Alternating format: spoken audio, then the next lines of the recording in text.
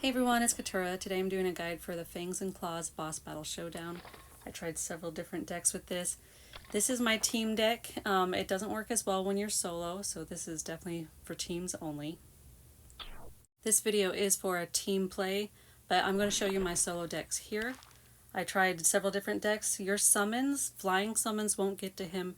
Atmospheric Charm won't get to him. They'll just sit there and not do any damage. And then of course the ground summons won't be able to do any damage unless they can reach him, like Centaur or Alchemy.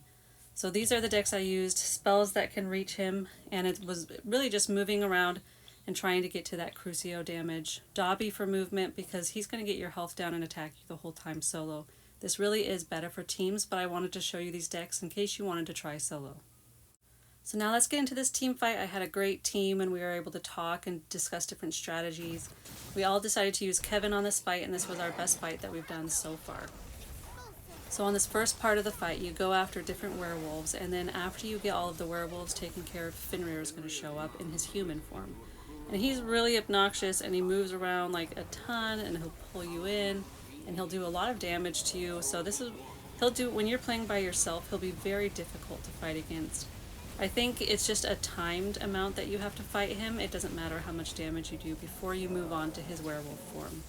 But I could be wrong because, I mean, there was times where I just didn't do much damage because he was moving so much, and I still moved on, and it seemed like it was a specific time frame. So I guess I would have to rewatch my videos and see if it was at the same time each time that he moves on. But as you can see, we're just going around, and for this part I do Crucio mainly to him and don't go after my time turners because he takes the time turners out fast. Now he'll turn into his werewolf form. We skipped that. You can skip it. It's a long cutscene, so you might not want to watch it. Now the main strategy here is you're going to be moving around and you're going to place your time turners away from you. That way if he attacks you, you know he's not doing damage to them, or if he's attacking them, he's not doing damage to you. And it's just more strategic to set the time turners up at various places as close to him as you can get them.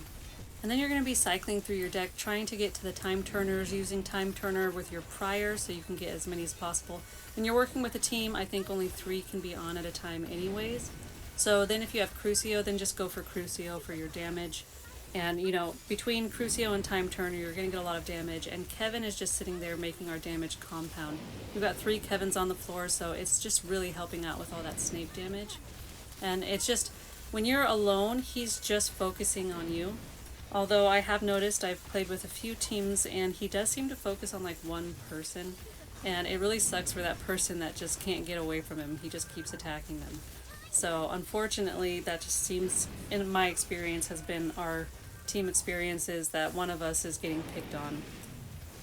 If he does focus on you, you just need to be moving around in a tight circle around him so you can still be doing your basic attack with your Snape damage and your Kevin damage as well. Because like, especially if you're by yourself, I just keep moving in a circle and I don't stop moving. And he's going to damage you, especially when you're by yourself. So it's really just trying to move out of the damage, do as much damage as possible with Time Turner and Crucio.